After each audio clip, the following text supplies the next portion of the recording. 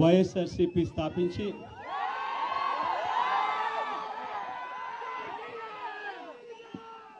పదహైదు సంవత్సరాలు దాదాపుగా ఈ రోజుతో మొదలవుతా ఉంది.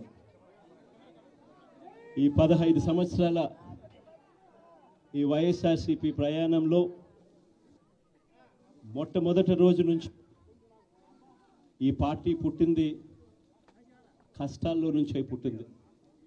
ప్రజల కష్టాలను వైఎస్ఆర్సీపీ పార్టీ తమ కష్టాలుగా భావించి ప్రజల తరపున వాయిస్ ఆఫ్ ది వాయిస్లెస్ కింద ప్రతి అడుగులోనూ పోరాటం చేస్తూనే వస్తూ ఉంది వైఎస్ఆర్సీపీ. ఈరోజు ప్రతిపక్షంలో మనం కూర్చోవడం కొత్త కాదు. ఈ 15 ఏళ్ల మన ప్రయాణంలో 10 సంవత్సరాలు మనం ప్రతిపక్షంలోనే ఉన్నాం. దీటైన సమాధానం అధికారంలో ఉన్న వాళ్ళకు ఎప్పుడు ఇస్తూనే వచ్చాం.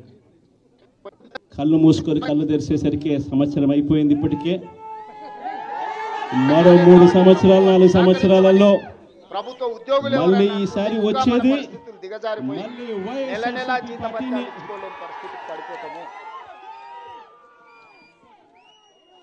ఈరోజు వైఎస్ఆర్సీపీకి సంబంధించిన ప్రతి కార్యకర్త కూడా గ్రామంలో ఉన్న ఏ ఇంటికైనా కూడా వెళ్ళొచ్చు. ఏ పేదవాడింటికైనా కూడా వైఎస్ఆర్సీపీ కార్యకర్త సగర్వంగా తలెత్తుకొని కాలర్ ఎగిరేసుకొని వెళ్ళే పరిస్థితి వైఎస్ఆర్సీపీకి సంబంధించిన కార్యకర్తలకు ప్రతి ఒక్కరికి ఉంది. ఏ ఇంట్లోకి వెళ్ళినా కూడా వైఎస్ఆర్సీపీ కార్యకర్తను చూసినప్పుడు ఆ ఇంట్లో నుంచి వచ్చే ప్రతి అక్క, ప్రతి చెల్లెమ్మ, ప్రతి అన్న, ప్రతి తమ్ముడు, ప్రతి సోదరుడు, ప్రతి రైతన్న, ప్రతి అవ్వ కూడా వైఎస్ఆర్సీపీ కార్యకర్తను చూసినప్పుడు చిక్కటి చిరునవ్వుతోనే పలకరిస్తుంది. కారణం వైఎస్ఆర్సీపీ ఏదైనా కూడా చెప్పిందంటే చేస్తుంది అన్న నమ్మకం ఈరోజు ప్రతి ఇంట్లో కూడా ఉంది. కాబట్టి ఈరోజు అటువంటి పరిస్థితుల మధ్య ఈరోజు యాదృచ్ఛికంగా విద్యా దీవెన, వసతి దీవెనకు సంబంధించి, పిల్లలకు సంబంధించిన అన్యాయాలకు సంబంధించిన, జరుగుతూ ఉన్న అన్యాయాలకు సంబంధించిన విషయాల మీద ఈరోజు యాదృచ్ఛికంగా ప్రొటెస్ట్ కార్యక్రమం కూడా జరుగుతూ ఉంది. ఈ కూటమి ప్రభుత్వం వచ్చి దాదాపుగా 10 నెలలుగా వస్తూ ఉంది. ఈ 10 నెలల కాలంలో ఎన్నికల వేళ వాళ్ళు చెప్పిన సూపర్ 6లు, సూపర్ 7లు అన్నీ గాలికి ఎగిరిపోయాయి.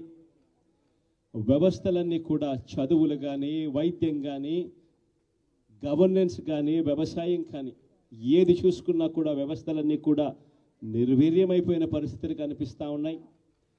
ఈరోజు పిల్లలకు సంబంధించిన ఫీజులకు సంబంధించిన బకాయిలు కూడా సంవత్సర కాలంలో ఫీజు రీఎంబర్స్మెంట్కు కావాల్సింది ఒక్కొక్క క్వార్టర్కు 700 కోట్ల రూపాయలు చొప్పున, సంవత్సరానికి 2800 కోట్ల రూపాయలు విద్యా దీవెన కింద 4 క్వార్టర్లకు సంబంధించిన కేటాయింపులు చేయాలి. అంటే 2800 కోట్లు. వసతి దీవెన కింద ప్రతి ఏడాది ఏప్రిల్ మాసం వచ్చేసరికి 1100 కోట్ల రూపాయలు కేటాయింపులు చేయాలి.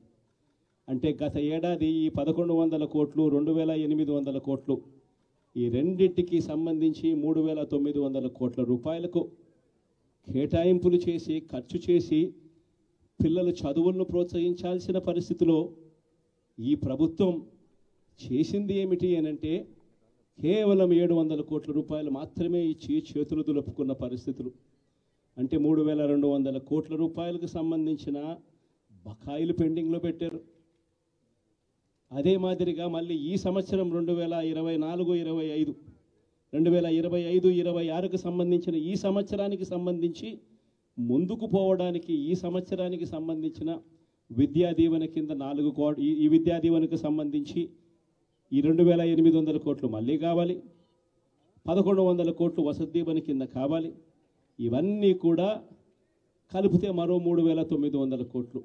సో ఆ 3,200 కోట్లు, ఈ 3,900 కోట్లు, దాదాపుగా 7,100 కోట్ల రూపాయలకు సంబంధించిన పిల్లలకు సంబంధించిన చదువులకు సంబంధించిన కేటాయింపులు చేసి చదువులను ఆదుకోవాల్సింది పోయి, పిల్లలను ఆదుకోవాల్సింది పోయి కేవలం 2,600 కోట్లు మాత్రమే కేటాయింపులు చేశామన్నట్టుగా చేసి పిల్లల చదువులతో ఆడుకుంటా ఉన్న ఈ ప్రభుత్వానికి బుద్ధి చెప్పే కార్యక్రమం పిల్లలతో పాటు, పిల్లల తల్లిదండ్రులతో పాటు కలిసి చేసే కార్యక్రమం కూడా యాదృచ్ఛికంగా ఈరోజు ప్రొటెస్ట్ కార్యక్రమం కూడా ఈ రోజే కూడా జరుగుతూ ఉందని కూడా చెప్పడానికి కూడా సంతోషపడతా ఉన్నా. వైఎస్ఆర్సీపీ ప్రభుత్వం ఎప్పుడూ కూడా ప్రజలకు తోడుగా ఉంటుంది, ప్రజలకు ఎప్పుడూ కూడా అండగా నిలబడుతుంది, ప్రజల తరపున ఎప్పుడు గొంతుకై వైఎస్ఆర్సీపీ ఎప్పుడు ప్రజలకు అండగా ఉంటుందని మరొక్కసారి తెలియజేస్తూ ఈరోజు ప్రొటెస్ట్ కార్యక్రమంలో పాల్పంచుకుంటా ఉన్న ప్రతి ఒక్కరికి, ప్రతి కార్యకర్తకు, ప్రతి నాయకునికి, అదేవిధంగా పిల్లల తరపున, పిల్లల తల్లిదండ్రుల తరపున వాళ్ళతో పాటు కలిసికట్టుగా ప్రయాణం చేస్తూ ఉన్న ప్రతి ఒక్కరికి కూడా ఈ సందర్భంగా మీ అందరికీ కూడా చేతులు జోడించి పేరు పేరున మీ అందరికీ కూడా కృతజ్ఞతలు తెలుపుతా ఉన్నాను. వైఎస్ఆర్సీపీకి సంబంధించిన 15 సంవత్సరం లేక అడుగు పెడతా ఉన్న ఈ సందర్భంలో వైఎస్ఆర్సీపీకి సంబంధించిన ప్రతి నాయకుడికి, కార్యకర్తకు ఈ సందర్భంగా కంగ్రాచులేషన్స్ కూడా మరొకసారి కూడా తెలియజేస్తాను.